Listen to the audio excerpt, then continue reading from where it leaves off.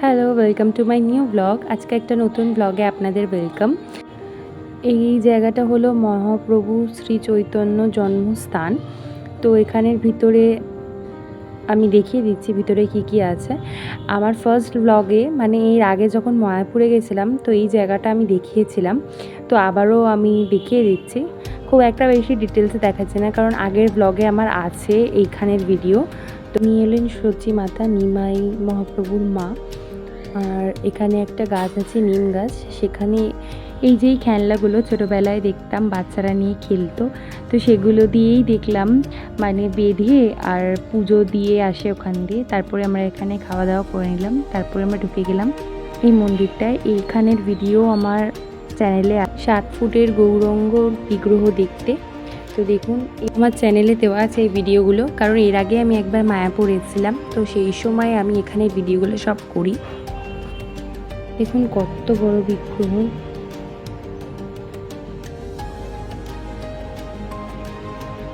ওখানে এরকম স্ট্যাচু আশেপাশে করা আছে, বিভিন্ন ধরনের গল্প।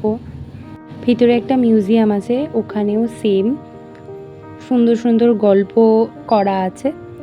আর এটা হচ্ছে একটা গোপাল, যাকে দোলনা দেওয়া যাবে, এখানেই দড়ি ঝোলানো আছে, সেই দোলনাগুলো দিয়ে আমরা দিচ্ছিলাম। তো এখানে আমাদের ঘোরা শেষ হয়ে গেছে, আমরা পরে যাব গুপ্ত বৃন্দাবন দেখতে। এটা নাকি সবথেকে পুরনো গুপ্ত বৃন্দাবন, আর যেগুলো আছে সেগুলো নাকি নতুনভাবে বানানো হয়েছে। তো এখানে ঢুকতেই একটা মূর্তি দেখতে পাই।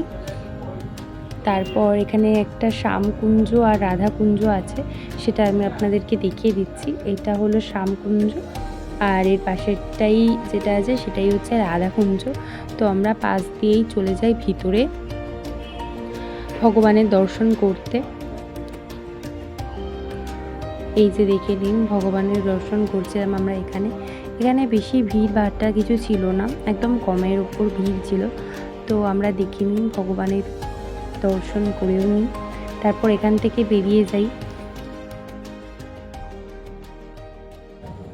এই মন্দিরটার ভিতরেও একটা গুপ্ত বৃন্দাবন আছে, এটা নতুনভাবে বানানো, মানে এখানে হচ্ছে মিউজিয়াম মতন করা আছে।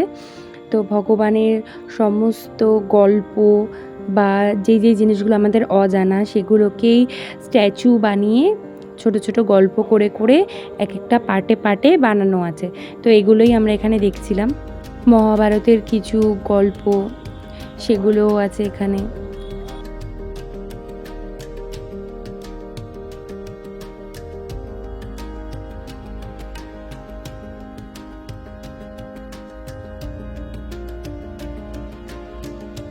এখানে আমরা ঘুরে নেওয়ার পর আমরা পরে মন্দিরটায় যাই, সোনার গৌরাঙ্গ। তো এখানে যখন গেছিলাম আমরা, ভিতরটা আপনাদেরকে ভালো করে দেখিয়ে দিচ্ছি ভিতরটা কীরকম দেখতে। বইয়ের একটা স্টল আছে, একটা না 2-3টে স্টল আছে। আর ওই যে উপরে মানে ভগবানের বিগ্রহ, কিন্তু ওইখানে এখন ভোগ দেওয়া হয়েছে বলে গেটটা বন্ধ আছে। তো কিছুক্ষণ ওয়েট করলে দেখতে পারতাম, কিন্তু এরপরেও আমাদের অনেক কটা মন্দির দেখার আছে বলে আমরা আর এখানে বেশিক্ষণ দাঁড়াতে পারিনি।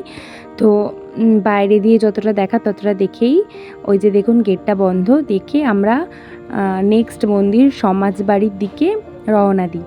তো এই মন্দিরটার নাম সমাজবাড়ি। এখানে ভিতরটাও খুব সুন্দর, এখনও তৈরি হচ্ছে, মানে কাজ চলছিল। তো পাশ দিয়ে এটা একটা বুক স্টল আছে, বিভিন্ন ধরনের বই আছে। তারপর এখানে ছোট ছোট করে মন্দির, সব মন্দিরেই গাছপালা সুন্দর করে সাজানো। তো এই মন্দিরটার ভিতরটাও আমি দেখিয়ে দিই।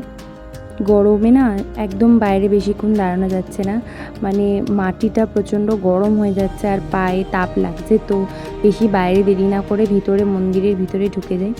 তো দেখুন মন্দিরটা কত সুন্দর ভিতর দিয়ে সাজানো। ওই যে পাশে একটা ঘটের মতন দেখছেন, ওটার মধ্যে না টাকা ফেলা যায়। তো আমারই প্রথম দেখা এত বড় একটা ঘট যার মধ্যে মানে টাকা ফেলা যায়। তো উনি হলেন এখানের গুরুদেব, রাধা রমন চরণ দেবের সমাধি মন্দির এটা। তো এগুলোই আর কি দেখছিলাম আশেপাশে। এই যে দেখুন, এর মধ্যে দিয়ে টাকা ফেলার একটা জায়গা আছে, কত বড় ঘরটা। তারপরেই আমরা যাই জল মন্দিরের উদ্দেশ্যে, কারণ আমরা ওখানে আছি। তো ওখানেই একটা লাল দইয়ের দোকানে দাঁড়াই আর একটু কথা বলে নিই যে দই ঠই নেওয়ার ব্যাপারে। তো তারপরেই চলে যাই আমরা। এই যে গোপী ড্রেসগুলো দেখে গেছিলাম যাওয়ার সময়, এসে কিনতে এসেছি। তো কেনা হয়ে গেছে, তারপর আবার জল মন্দিরে চলে যাই গ্রহণ করার জন্য। আর হ্যাঁ, ব্লগটা ভালো লাগলে লাইক শেয়ার কমেন্ট করুন, সাপোর্ট করে চ্যানেলটা আরও বড় করে তুলুন।